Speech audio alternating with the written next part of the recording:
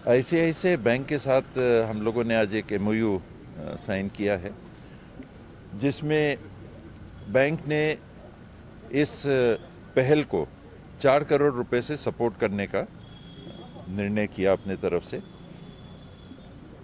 बहुत दिनों से हम लोग इस पहल में, इस प्रयास में लगे हुए हैं कि छत्तीसगढ़ के हर गांव का डाटा हमारे पास होना चाहिए।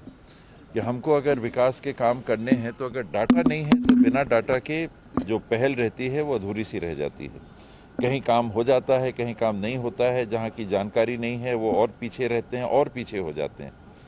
तो पूरे छत्तीसगढ़ के गांवों का डाटा कलेक्शन और उसके साथ जो 2 टारगेट लेके हम चल रहे हैं कि 70 लाख से 1 करोड़ रुपया एक पंचायत में हम पहुंचा सकें, और किस आधार पे किसको कितना पहुंचाना। जो बहुत ज़्यादा आगे बढ़ चुके हैं उनको तुलनात्मक उतनी ज़रूरत नहीं है, जो बहुत पीछे रह गए हैं उनको कुछ ज़्यादा है।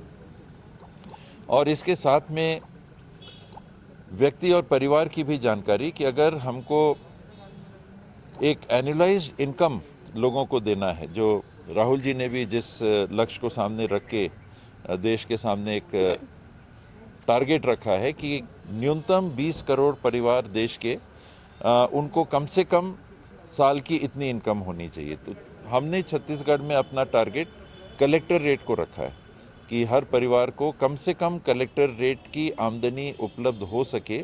इस दिशा में जानकारी एकत्रित करके और फिर टारगेटेड कार्यक्रम हमको करना है, चाहे वो नेशनल रूरल लाइवलीहुड मिशन के माध्यम से हो, चाहे अन्य योजनाओं के माध्यम से हो, सरकार की फंडिंग के माध्यम से हो, लेकिन बिना जानकारी के ना हो, अंधेरे में ना हो, जानकारी के उजाले में काम करने की मंशा।